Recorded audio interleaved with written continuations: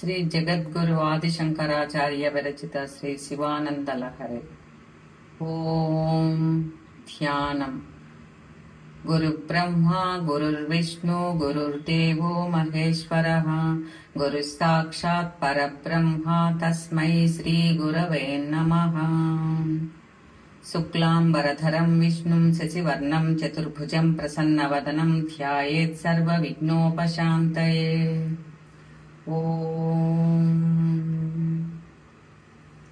కళాభ్యాం చూడాలంకృత శశికళాభ్యాం నిజతపః ఫలాభ్యాం భక్తేషు ప్రకటిత ఫలాభ్యాం భవతు మే శివాభ్యాం అస్తోక త్రిభువన శివాభ్యాం హృది పునర్భవాభ్యాం ఆనంద స్ఫురదనుభవాభ్యాం నతిరియం గళంతి శంభోత్పచ్చరిత సరిత కిల్బిషరజో దళంతి ధీకుల్యా సరనిషు పతంతి విజయతాం దిశంతి సంసార భ్రమణ పరితాపోపశమనం వసంతి మచ్ఛేతో హ్రదభువి శివానందలహరిం. త్రైవేద్యం హృద్యం త్రిపురహరమాద్యం త్రినయనం జటాభారోదారం జలదురగహారం మృగధరం మహాదేవం దేవం మయి సదయ భావం పశుపతిం చితాలంబం సాంబం శివమతి విడంబం హృది భజే. సహస్రం వర్తంతే జగతి విబుధాః క్షుద్రఫలదాః న మన్యే స్వప్నే వా తదనుసరణం తత్కృతఫలం. హరిబ్రహ్మాదీనామపి నికటభాజామసులభం చిరం యాచే శంభో శివ తవ పదాంభోజ భజనం. స్మృతౌ శాస్త్రే వైద్యే శకున కవితా గాన ఫణితౌ పురాణే మంత్రే వా స్తుతి నటన హాస్య స్వచతురః కథం రాజ్ఞాం ప్రీతిర్భవతి మయి కోహం పశుపతే పశుం మాం సర్వజ్ఞా ప్రతిద కృపయా పాలయ విభో. ఘటో వా మృత్పిండోऽప్యనురపి చ ధూమోऽగ్నిరచలః పటో వా తంతుర్వా పరిహరతి కిం ఘోరశమనం. వృథా కంఠక్షోభం వహసి తరసా తర్కవచసా పదాంభోజం శంభోర్భజ పరమసౌఖ్యం రజసుధేః. మనస్తే పాదాబ్జే నివసతు వచస్తోత్రఫణితౌ करौ चाभ्यर्चायां श्रुतिरपि कथा कर्णनविधौ. तव ध्याने बुद्धिर्नयनयुगलं मूर्तिविभवे परग्रन्थान् कैर्वा परमशिव जाने परमतः. यथा बुद्धिः सुप्तौ रजतमिति काचास्मनिमणि जले पैष्टे क्षीरं भवति मृगतृष्णासु सलिलम्. तथा देवभ्रान्त्या भजति भवदन्यं जडजनो महादेवेशं त्वां मनसि च नमत्वा पशुपते. गभीरे कासारे विशति विजने घोरविपिने विशाले शैले च भ्रमति कुसुमार्दं जडमतिः. समैर्पेकं चेतः सरसिजमुमानाथ भवते सुखेनावस्थातुं जन इह न जानाति किमहो. नरत्वं देवत्वं नगवनमृगत्वं मशकतां पशुत्वं कीटत्वं भवतु विहगत्वादिजननं. सदा त्वत्पादाब्जस्मरण परमानन्दलहरी विहारासक्तं चेदृदयमिह किं तेन वपुषा.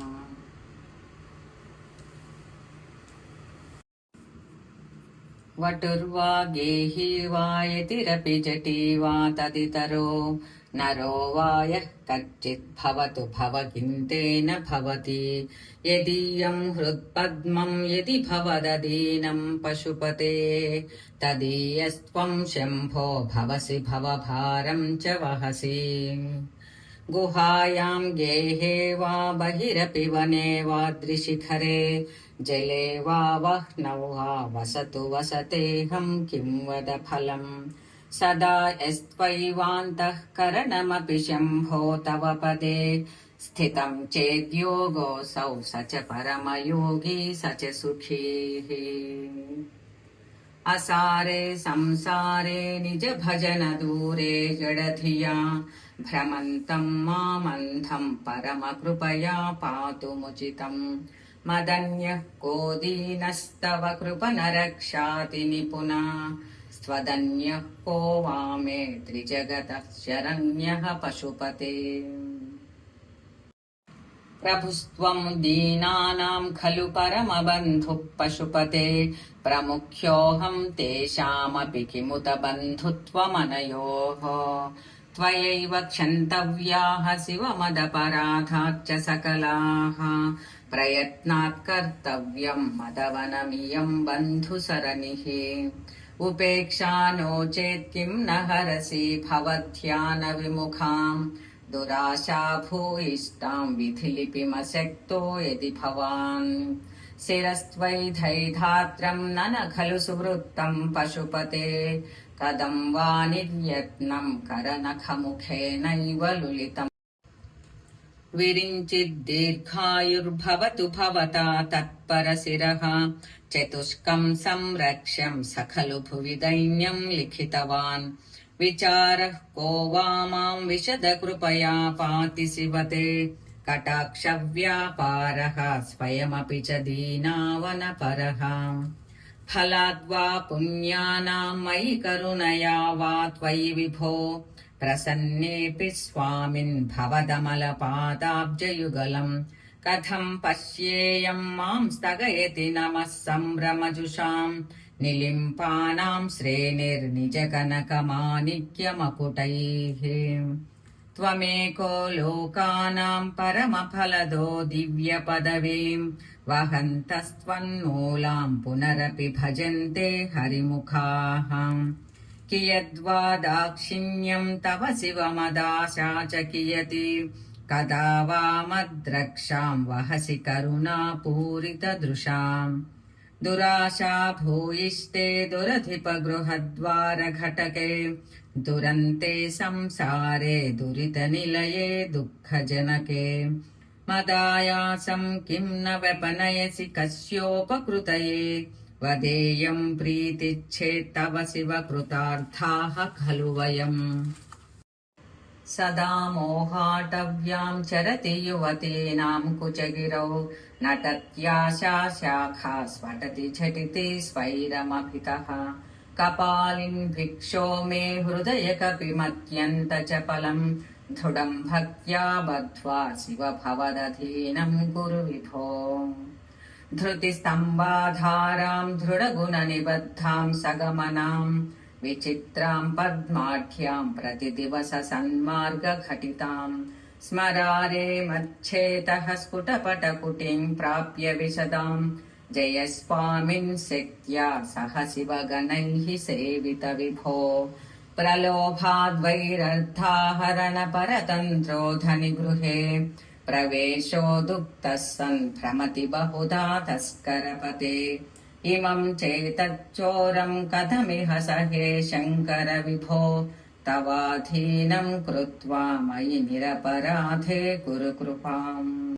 करोमि त्वत्पूजां सपदि सुखदो मे भव विभो विधित्वं विष्णुत्वं दिशसि खलु तस्याः फलमिति।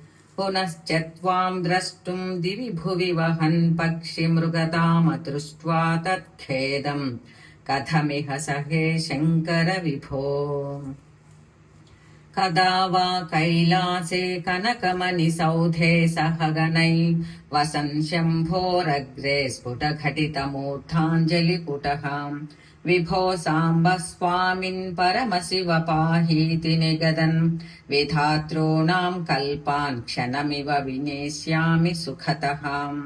स्तवैः ब्रह्मादीनां जय जय वचोभिर्नियमिनां गणानां केलीभिर्मदकलमहोक्षस्य ककुदे स्थितं नीलग्रीवं त्रिनयनमुमाश्लिष्टवपुषं कदा त्वां पश्येयं करधृतमृगं खण्डपरशुम्। कदा वा त्वाम् दृष्ट्वा गिरिश तव भव्याङ्घ्रियुगलम् गृहीत्वा हस्ताभ्याम् शिरसि नयने वक्षसि वहन् समाश्लिष्याघ्राय स्फुटजलजगन्धान् परिमलान् अलभ्याम् ब्रह्माद्यैर्मुदमनु भविष्यामि हृदये।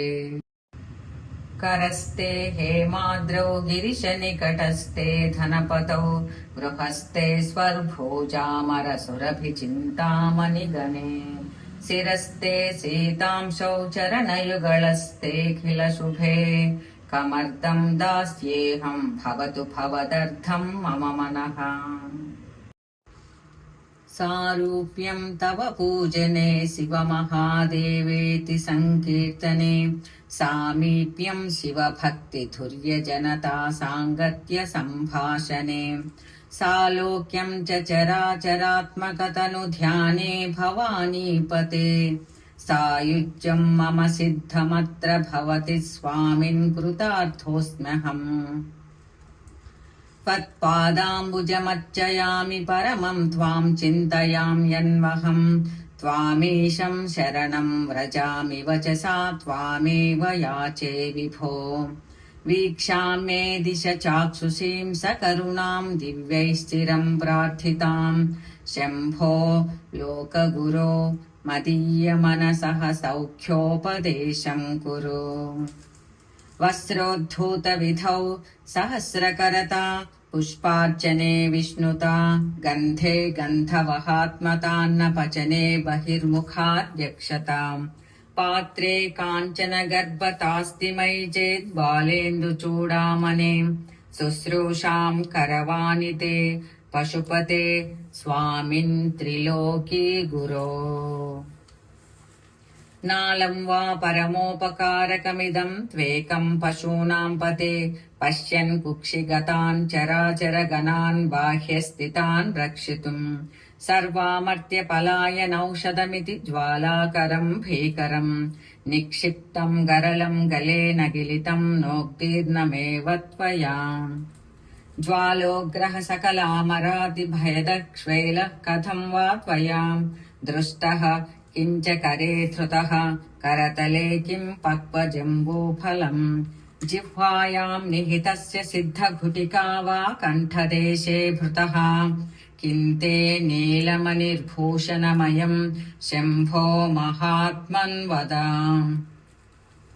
नालम् वा सकृदेव देव भवतः सेवा नतिर्वानुतिः पूजा वा स्मरणम् कथाश्रवणमप्यालोकनम् मादृशाम् स्वामिन्नस्थिरदेवतानुसरणयासेन किम् लभ्यते का वा मुक्तिरितः कुतो भवच्चेत् किम् प्रार्थनीयम् सदा।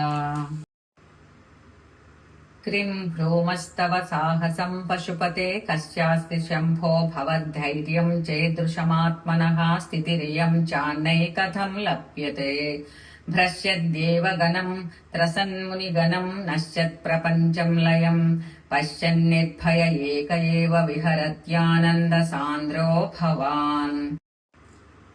योगक्षेमधुरन्धरस्य सकलस्ते प्रदोद्योगिनो दृष्टादृष्टमतोपदेशकृतिनो बाह्यान्तरव्यापिनः सर्वज्ञस्य दयाकरस्य भवतः किम् वेदितव्यम् मया शम्भो त्वम् परमान्तरङ्ग इति मे चित्ते स्मराम्यन्वहम्। भक्तो भक्तिगुणावृते मुदमृतापूर्णे प्रसन्ने मनः कुम्भे साम्ब तवाङ्घ्रिपल्लवयुगम् संस्थाप्य संवित्फलम् सत्त्वम् मन्त्रमुदीरयन् निज शरीरागार शुद्धिम् वहन् पुण्याहम् प्रकटीकरोमि रुचिराम् कल्याणमापादयन्। आम्नायाम् उदिमादरेण सुमनः सङ्घासमुद्यन् मनोमन्थानम् दृढभक्तिरज्जुसहितम् कृत्वा मथित्वा ततः सोमम् कल्पतरुम् सुपर्वसुरभिम् चिन्तामणिम् धीमताम् नित्यानन्दसुधाम् निरस्तररमा सौभाग्यमातन्वते। प्राक्पुण्याचलमार्गदर्शितसुधा मूर्तिः प्रसन्नः शिवः सोमः सद्गणसेवितो मृगधरः पूर्णस्तमो मोचकः చేతః పుష్కరలక్షితో భవచ్చేదానందపాదో నిధిః ప్రాగల్భేన విజృంభతే సుమనసాం వృత్తిస్తదా జాయతే.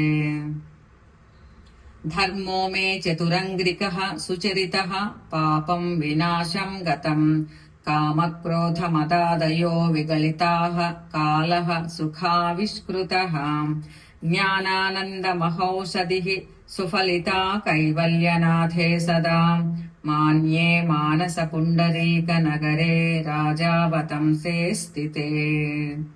ధీయంత్రేణ వచో ఘటేన కవితాకుల్యోపకుల్యాక్రమైరానీతైశ్చ సదాశివస్య చరితాంభోరాసి దివ్యామృతైః హృత్కేదారయుతాస్య భక్తికలమాః సాఫల్యమాతన్వతే దుర్భిక్షాం మమ సేవకస్య భగవన్ విశ్వేశ భీతిః కుతః.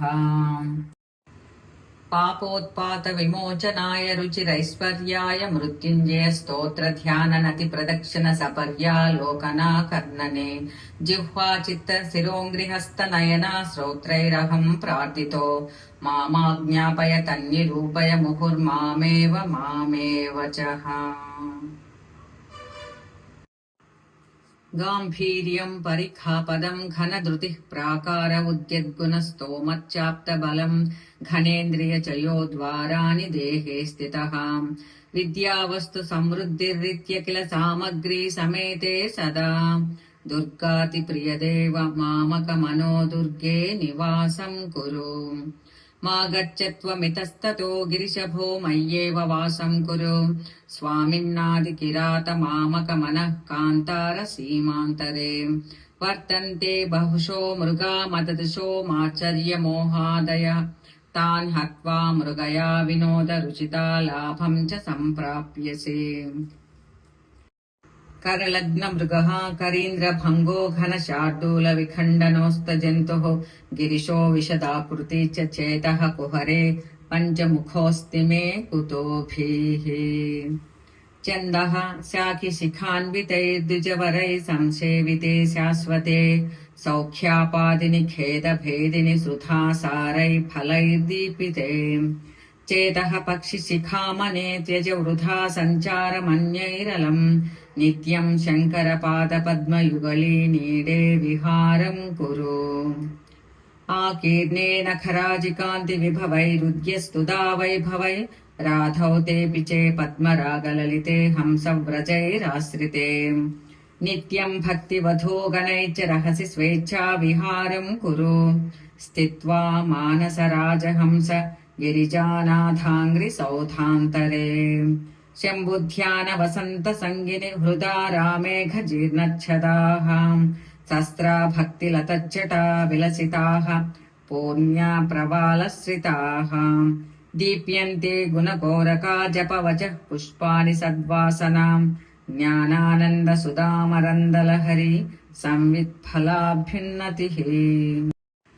नित्यानन्दरसालयम् सुरमुनि स्वान्ताम्बुजाताश्रयम् स्वच्छं सद्विजसेवितं कलुषहृत्सद्वासनाविष्कृतम् शम्भुध्यान सरोवरं व्रजमनो हंसावतंसस्थिरम् किं क्षुद्राश्रय पल्वल भ्रमण सञ्जातश्रमं प्राप्यसि.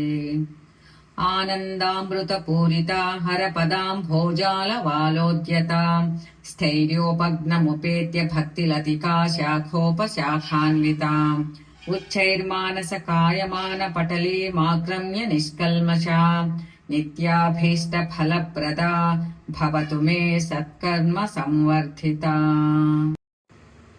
सन्ध्यारम्भ विजृम्भितं श्रुतिस्थिरस्थानान्तराधिष्ठितं सप्रेम भ्रमराभिराममसकृत्सद्वासनाशोभितं भोगीन्द्राभरणं समस्तसुमनः पूज्यं गुणाविष्कृतं सेवे श्रीगिरिमल्लिकार्जुन महालिङ्गं शिवालिङ्गितम्. भृङ्गे च नटनोत्कटकरिमदग्राहि स्फुरन्माधवाह्लादो नादयुतो महासितवपुः पञ्चेषु नाचातृतः सत्पक्षः सुमनो वनेषु स पुनः साक्षान्मदीये मनोराजीवे भ्रमरादिपो विहरतां श्रीशैलवासो विभुः। कारुण्यामृतवर्षिणम् घनविपद्ग्रीष्मच्छिदाकर्मठम् विद्यासस्य फलोदयाय सुमनः संसेव्यमिच्छाकृतिम् नृत्यद्भक्तमयूरमद्रिनिलयम् चञ्चज्झटामण्डलम् शम्भो वाञ्छति नीलकन्धर सदा त्वाम् मे मनश्चातकः। आकाशेन शिखे समस्तफनिनाम् नेत्राकलापि नतानुग्राहि प्रणवोपदेशनिनदैकेकेति योगीयते। श्यामाम् शैलसमुद्भवाम् घनरुचिम् दृष्ट्वा नटन्तम् मुदा वेदान्तोपवने विहाररसिकम् तम् नीलकण्ठम् भजे। सन्ध्याघर्मदिनाद्ययो हरिकराघातप्रभूतानकध्वानो वारिदगर्जितम् दिविशदाम् दृष्टिच्छटा चञ्चलाम् भक्तानाम् परितोषभास्पविततिर्वृष्टिर्मयूरी शिवा यस्मिन्नुज्ज्वलताण्डवम् विजयते तम् नीलकण्ठम् भजे। आद्यायामित तेजसे श्रुतिपदैर्वेद्याय साध्यायते विद्यानन्दमयात्मने त्रिजगतः संरक्षणोद्योगिनी ध्येयायाखिल योगिभिः सुरगणैर्गेयाय मायाविने सम्यक्ताण्डव सम्भ्रमाय जटिने सेयम् नतिशम्भवे। नित्याय त्रिगुणात्मने पुरजिते कात्यायनी श्रेयसे सत्यायादिकुटुम्बिने मुनिमनः प्रत्यक्ष चिन्मूर्तये मायासृष्टजगत्त्रयाय सकलान्मायान्तसञ्चारिणे सायं ताण्डव सम्भ्रमाय जटिने सेयं नतिशम्भवे। नित्यं सोदरपोषणाय सकलानुद्दिश्य वित्ताशया व्यर्थं पर्यटनं करोमि भवतः सेवां न जाने विभो मज्जन्मान्तर पुण्यपाकबलतस्त्वं सर्वान्तरतिष्ठः सेवा हि तेन वा पशुपते रक्षणीयोऽस्म्यहम्। एको वारिज बान्धवः क्षितिनभो व्याप्तं तमोमण्डलम् भित्त्वा लोचन गोचरोऽपि भवति त्वं कोटिसूर्यप्रभः। वेद्यः किं न भवस्यहो घनतरं कीदृग्भवेन्मत्तमः तत्सर्वं व्यपनीय मे पशुपते साक्षात् प्रसन्नो भव। हंस पद्मवनं समिच्छति यथा नीलाम्बुदं चातकः कोकः कोकनदप्रियं प्रतिदिनं चन्द्रं चकोरस्तदा चेतो वाञ्छति मामकं पशुपते चिन्मार्गमृग्यं विभो। गौरीनाथ भवत्पादाब्जयुगलं कैवल्यसौख्यप्रदम् रोधस्तोय हृतः श्रमेण पथिकच्चायां तरोरुष्टितः भीतः स्वस्थगृहं गृहस्थमतिथिर्धेनः प्रभुं धार्मिकम् दीपं सन्तमसाकुलस्य शिखिनं सीतावृतस्त्वं तथा चेतः सर्वभयापहं व्रजसुखं शम्भोः पदाम्भोरुहम्। अङ्कोलं निजबीजसन्ततिरयस्कान्तो फलं सूचिकाम् साध्वी नैज विभुं लताक्षितिरुहं सिन्धुः सरिद्वल्लभम् प्राप्नोति यथा तथा पशुपतेः पादारविन्दद्वयम् चेतो वृत्तिरुपेत्य तिष्ठति सदा सा भक्तिरित्युच्यते।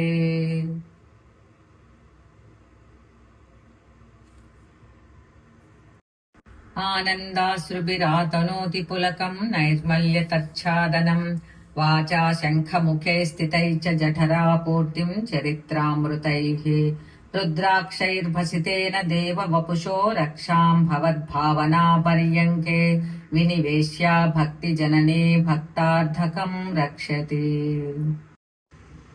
मार्गावर्तितपादुका पशुपतेरङ्गस्य कूर्चायते गण्डूशाम्बुनिषेचनम् पुररिपोर्दिव्याभिषेकायते। किञ्चिद्भक्षित मांसशेषकबलं नव्योपहारायते भक्तिः किं न करोत्यहो वनचरो भक्तावतं सायते वक्षस्थाडनमन्तकस्य कठिनापस्मार संवर्धनम् भोभृतुपर्यटनम् नमःसुरशिरः कोटीरसङ्घर्षणम् कर्मेदम् मृदुलस्य तावकपदद्वन्द्वस्य गौरीपते मच्छेतो मणिपादुकाविहरणम् शम्भो सदाङ्गीकुरु वक्षस्थाडनशङ्कया विचलितो वैवस्वतो निर्जराः कोटिरोज्ज्वलरत्नदीपकलिका नीराजनम् कुर्वते दृष्ट्वा मुक्तिवधूस्तनोति निभृताश्लेषम् भवानीपते यच्चेतस्तव पादपद्मभजनम् तस्येह किम् दुर्लभम् क्रीडार्थम् सृजसि प्रपञ्चमखिलम् क्रीडामृगास्ते जनाः यत्कर्माचरितम् मया च भवति प्रीत्यै भवत्येव तत् शम्भो स्वस्य कुतूहलस्य करणम् मच्चेष्टितम् निश्चितम् तस्मान्मामकरक्षणम् पशुपते कर्तव्यमेव त्वया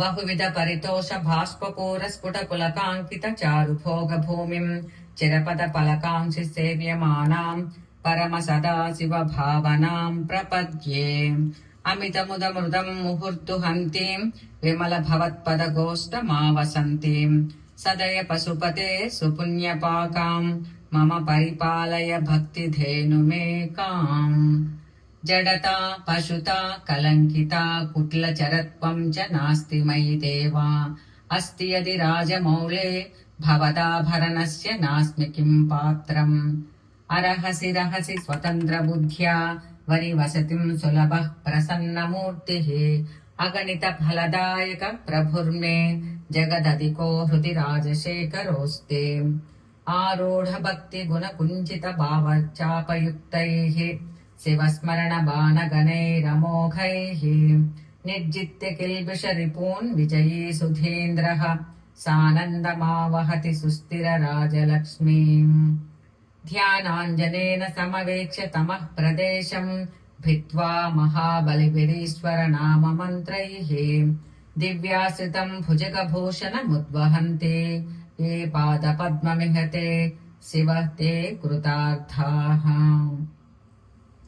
भूदारतामुदवहर्यदपेक्षया श्रीभूदार एव किमतः सुमते लभस्व केदारमाकलितमुक्तिमहौषधीनाम् पादारविन्दभजनम् परमेश्वरस्याम् आशापाशक्लेश दुर्वासनादि भेदोद्युक्तैर्दिव्यगन्धैरमन्दैः आशाशाटीकस्य पादारविन्दम् चेतः पेटीम् वासिताम् मे तनोतु कल्याणिनम् सरसचित्रगतिम् सवेगम् सर्वेङ्गितग्नमनघम् ध्रुवलक्षणाढ्याम् चेतस्तुरङ्गमधिरुह्य चरस्मरारे नेतः समस्त जगताम् वृषभाधिरूढः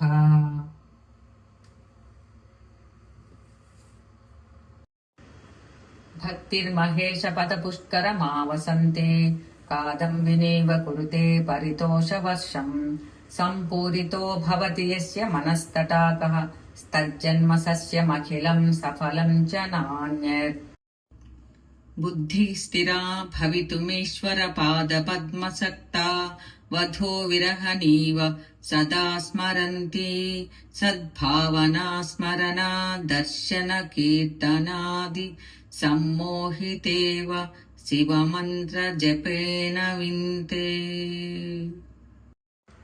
सदुपचार विधिष्वनुबोधिताम् सविनयाम् सुहृदम् समुपाश्रिताम् मम समुद्धर बुद्धिमिमाम् प्रभो वरगुणेन नवोढवधूमिव नित्यम् योगि मनः सरोजदल सञ्चार क्षम स्वत्कृमः शम्भो तेन कथम् कठोर यमराड्वक्षः कवाटक्षतिः अत्यन्तम् मृदुलम् त्वदङ्घ्रियुगलम् हा मे मनश्चिन्तयायेतल्लोचन गोचरम् कुरु विभो हस्तेन संवाहये येष्यत्येष्य जनिम् मनोऽस्य कठिनम् तस्मिन्नटानीति मद्रक्षायै गिरिसेम्नि कोमलपदन्यासः पुराभ्यासितः नोच्चेद्दिव्यगृहान्तरेषु सुमनस्तल्पेषु वेद्यादिषु प्रायः सत्सुशीलातलेषु नटनं शम्भो किमर्थं तव कञ्चित्कालमुमामहेश भवतः पादारविन्दार्चनैः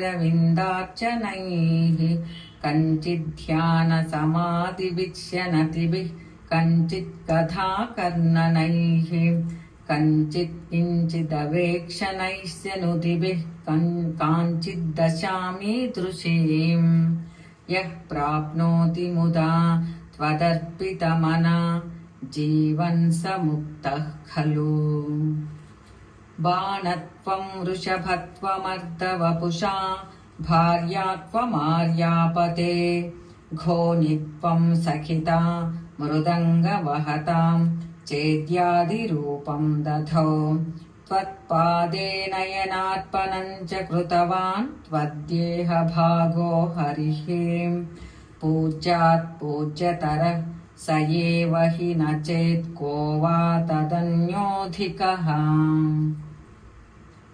जननमृत्युयुतानां सेवया देवतानां न भवति सुखलेशय संशयो नास्ति तत्र अजनिममृतरूपं साम्बमीशं भजन्ते य इह परमसौख्यं ते हि धन्या लभन्ते शिव तव परिचर्या सन्निधानाय गौर्या भव मम गुणधुर्यां बुद्धिकन्यां प्रदास्ये सकलभुवनबन्धो सच्चिदानन्दसिन्धो सदय हृदये गेहे सर्वदा संवसत्वम् जलधिमथनदक्षो नैव पातालभेदि न च वनमृगयायां नैव लुब्धः प्रवीणः असनकुसुमभूषावस्त्रमुख्यां सपर्यां कथय कथमहं ते कल्पयामीन्दुमौळे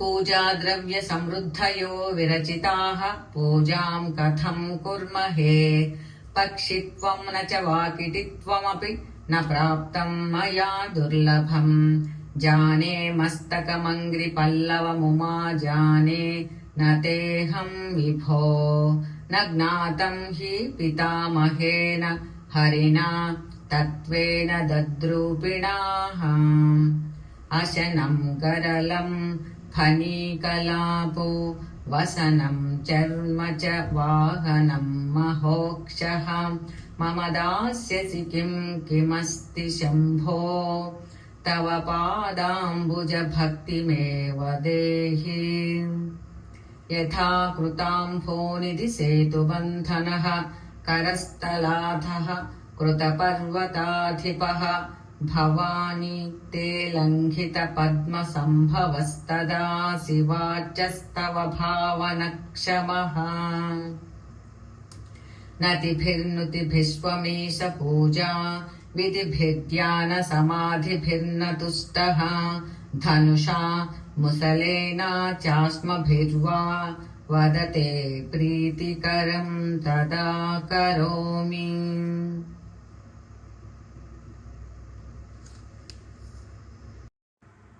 वचसा चरितं वदामि शम्भोरहमुद्योगविधासु ते प्रसक्तः मनसा कृतिमीश्वरस्य सेवे शिरसा चैव सदा शिवं नमामि